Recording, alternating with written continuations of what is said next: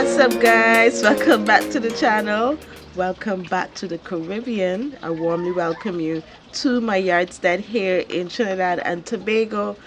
We are out doing some chores this evening, and I have some exciting news to share with you this evening.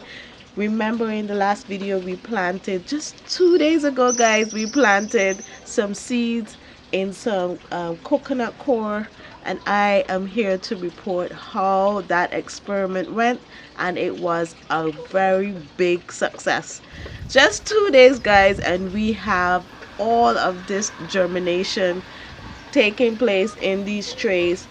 I don't have true leaves on the beetroot. We have beetroot. I'm seeing beetroot. I'm seeing some of the squashes, the cucumbers, the onions, the marigolds have burst up out of their seeds and they are taking off. Now it's the task of finding them containers and places for them to grow, and some of them to beautify, some of them to feed. But this evening we are oh, the pak choy as well has popped up out of the soil. Pak choy and some kale as well, I'm seeing popped out of the coconut coir. So we are going to be transplanting out the beetroot this evening. But before we do that, I want to take a moment to say thank you to all of my subscribers, all of you who loyally come back and watch my videos, those of you who share the videos to your friends and family. I just want to take a moment to say thank you so much. So with that said, you're probably wondering why I'm trying to transplant these beetroots so quickly, as they just germinated. I planted them out 2 days ago and they don't have their true leaves. You're wondering why I don't wait for the true leaves, and really and truly, guys, it's because it's growing in coconut coir, and coconut coir does not have any high nutritional value.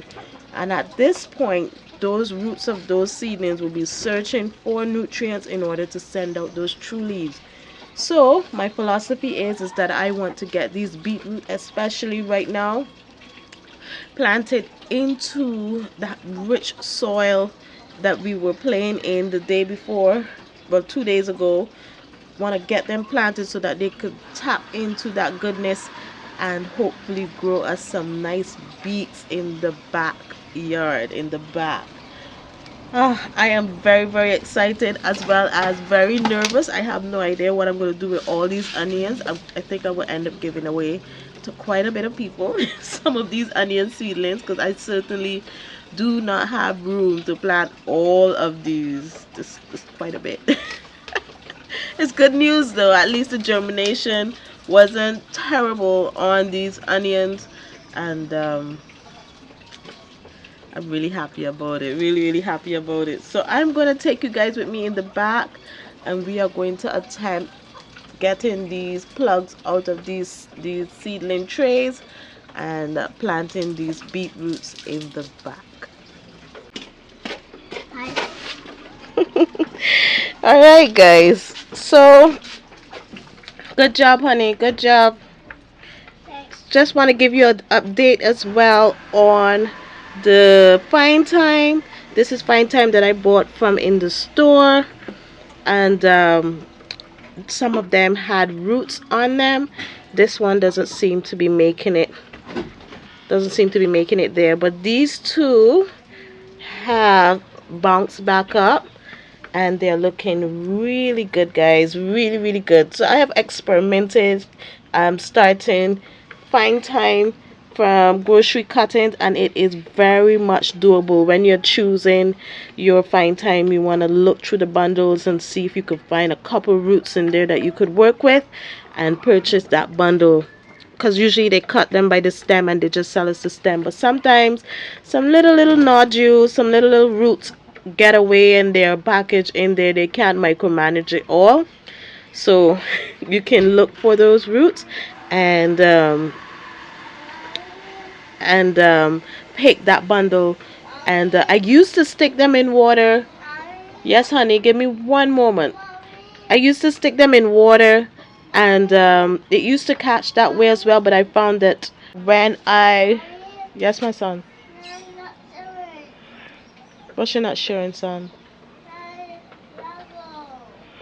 You gotta go in the toy box. You can't take Jasmine Legos. You have to go and find your own, my love. Yes, as I was saying, I used to put define time in water in order to catch them in water and then transplant them out in soil when I see little new roots coming out. But I found that the transplant shock with those plants was a bit stronger. It was really hard for the plant to adjust from growing in water back to soil. So I've been since then I just stick it in the soil. If it grows, it grows. With those roots, they do take off once that soil remains very moist. It I find it does a lot better. It's even less work for me. I'm all about that. Less work. I have a lot on my plate, so it's really less work in order to grow pine time by sticking it directly in the soil. I am sensing that rain wants to come, so let's get to the back here in order to transplant these beets. I got the plants and the stuff in the back and it started drizzling. It's a light drizzle. So I came back out here because there's no way there really to shelter. And I'm standing next to this plant and I'm like, oh my goodness, it is growing so fast, guys. Look at it. The last time, 2 days ago, I showed you the Christophine. It could have been somewhere down here, guys. And look at that, in 2 days, there's some growth going on there. And it's holding on to the existing butternut squash vine. Yeah, it's holding on to it, and you can see the fruit of the Christophine is starting to decay, but the Christophine plant itself is making good leeway, good headway. It's heading up to the sky, and I really do hope that it fills out this entire overhead trellis here. I'm gonna check and see with you. The both of us are gonna check together. Oh, look, it's growing! Remember that butternut squash that I said it was a huge seed? Look, the next one is right there. It's growing, guys.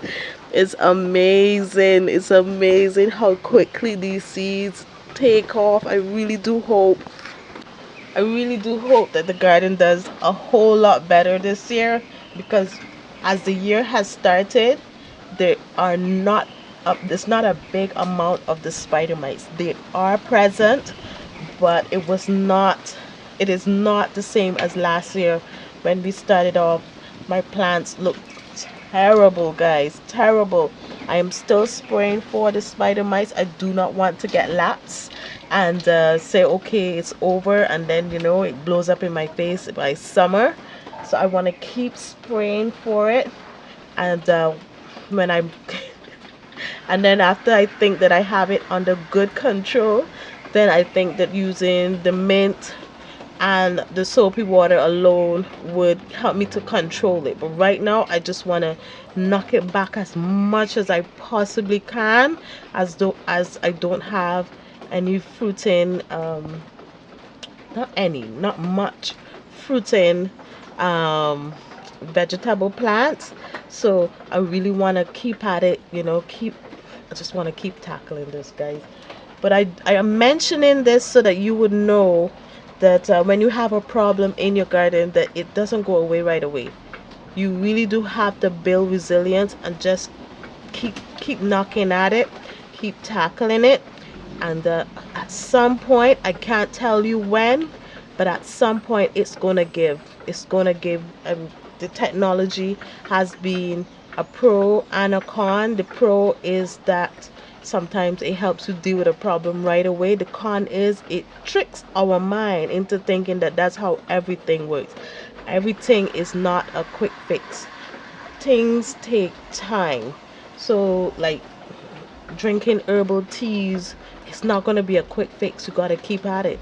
Keep taking in those nutrients, and the body's going to, regenerate itself. Don't expect to get quick fixes in your life, in your garden, all the time. Some things, yes, it is applicable, but in other things, it is not. It takes time. Everything takes time. The seeds took a short amount of time. It took 2 days for these seeds to pop up in the soil, and that is really, really exciting. It tells me that I really did plant these things at the right time, and the weather truly is supporting the decision to put the seeds in the ground. Now, we're not having torrential rainfalls at this time, but we are having rains every day where I am in Trinidad and Tobago. I actually went to visit my mother-in-law in South, and it was pretty dry. I was shocked. But here on our side, in the north, it's the northeast. I don't even know where I am. North Trinidad and Tobago, where I am, we are getting rain every single day. Yeah. So I wanted to mention that the Christophine is growing good. The squashes have germinated. A lot of things have germinated, and I need to find homes for everything. And that is going to be on my priority list. Like, for instance, that cucumber plant right there. I need to find something for it to grow up onto really quickly, because it's a plant that takes off. When it takes off, it really takes off.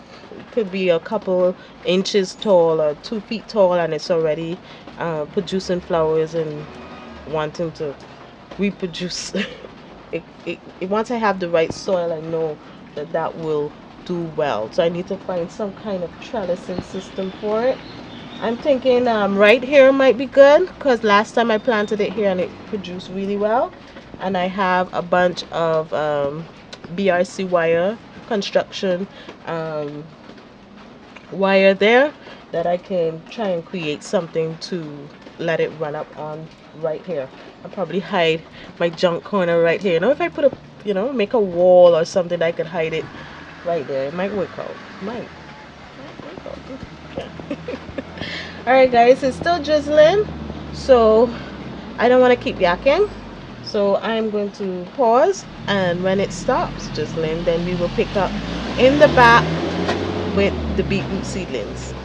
Guys, it's getting dark, so I am going to try and improvise, and I'm going to use an umbrella to shelter myself from the rain, and we're going to try together to um, plant out these uh, beetroots together.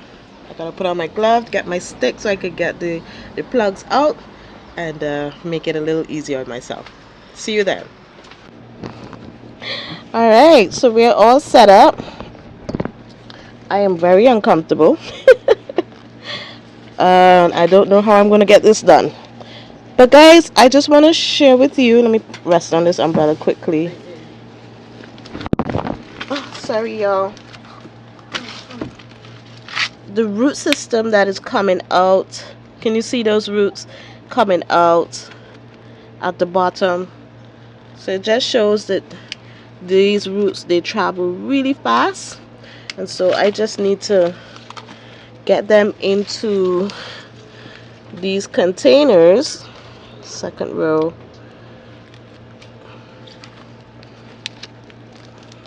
So I'm using the stick to push it up.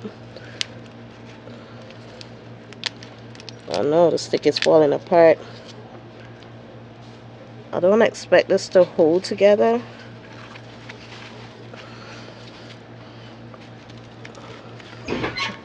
Trying to get the plug out. I know it's going to be hard to do it, but maybe I need a longer stick. Let me get a longer stick. And I might need to take off my gloves. I might need to get my fingers dirty with this one. Okay, so I'm back. And I have me a stick here.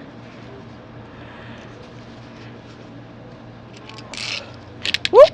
Oh man. Oh, it fell apart. But everything is still okay here. So I'm going to make a little hole here in the trough.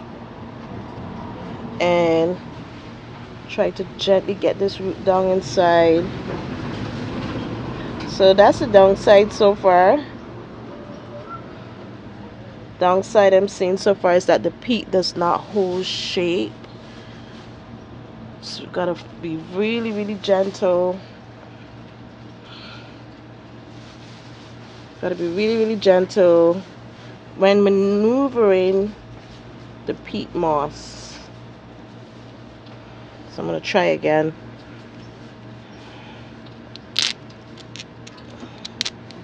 Especially if the peat moss, gotta be really gentle, like extremely gentle with it. Oh, easily falls apart. Get my shovel.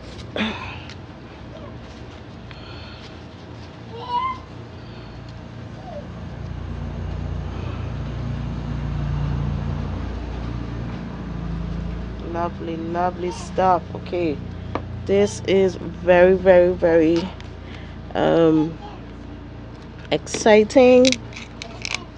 Once you could get that whole plug out, I think that would be good. That's as little disturbance as possible in the root system.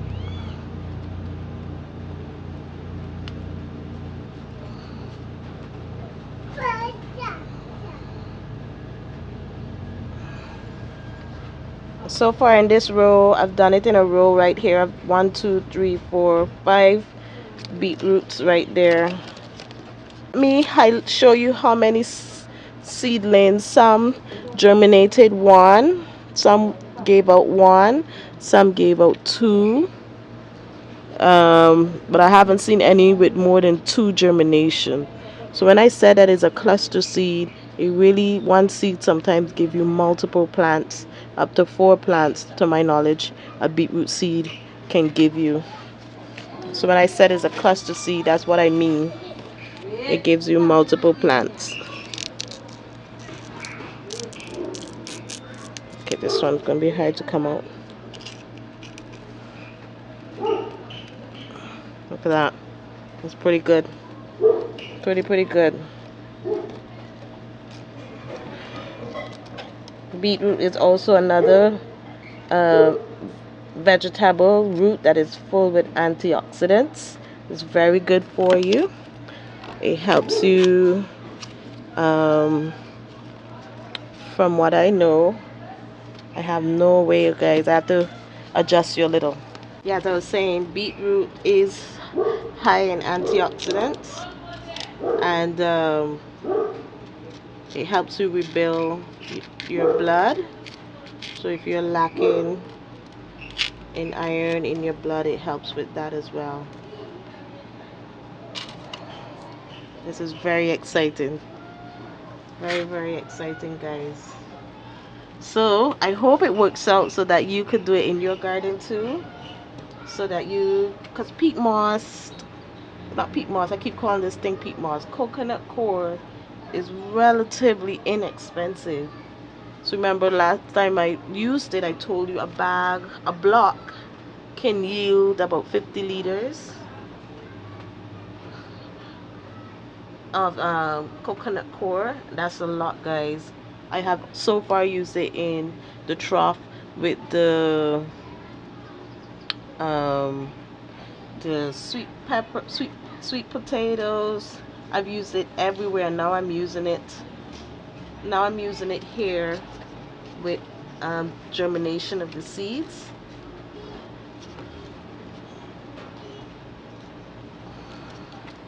So if you want to buy it, I think it's really economical to use this in the garden. The only thing I will continue to say is breaking up really easy. So getting it out of the seedling trays is not straightforward. It's not holding. I mean, it's damp. So the soil, the coconut coir is falling apart really easily.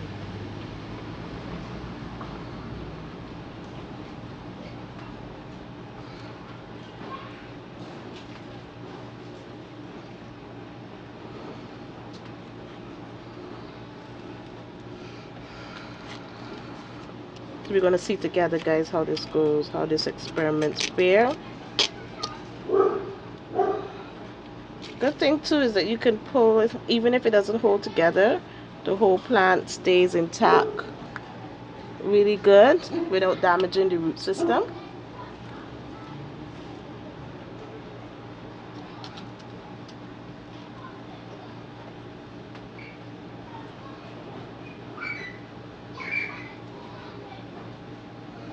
So we're going to come back and we're going to look at this experiment in 7 days to see if the beetroot appreciated the transplanting when I transplanted it. Come back together and discuss this together. You know what I think we might need to do? Like if you're putting it into the seedling tray, because I do remember that I was withholding from compressing it. So compress it as much as you can so that it could, remain in this shape so you could get it back out of the seed cell. Like press down in it to compress it tightly into the seed cell. Alright guys, so that's it. We got the seedlings transplanted into the trough. We had a 50% germination rate so far in the beetroot seeds, and we've gotten them into the soil there. Now the soil there is extremely rich, and I read on the internet that beetroot doesn't like extremely rich soils. So we will see together if they like the soils that I put them in right now. But I do have to get them into soil because I know they'll be searching for the nutrients in order to develop, and I don't want to wait and then I don't want to wait and then the plant suffers and becomes stunted and stuff like that. So I wanted to get it into the soil right away. I have a bit of germination taking place in the onions as well. I'm going to be using my liquid fertilizer. I'll be diluting some of that and I'll be watering that tray with that solution in order to keep those onions well fed. Onions love high nitrogen, so I'm going to keep giving them what they like in order for them to have a good start. We want success this year. We want success always, but let's just follow the rules sometimes and give them what they need in order not to get frustrating. So I want to thank you guys for spending time with me this evening. If you enjoy this video, please hit that like button. Please give me a big thumbs up, a big red thumbs up like the beetroot, and hit the notification bell, the all notification bell, so that every time that I post a video you'll be notified that I did. And if you haven't already, please hit that subscribe button, hit it right there. Boop. Hit it and join us here in Caribbean Charm, right in my yardstead here in Trinidad and Tobago. Until we see each other again, I bid you a good afternoon and I'll see you in the next one. Bye bye.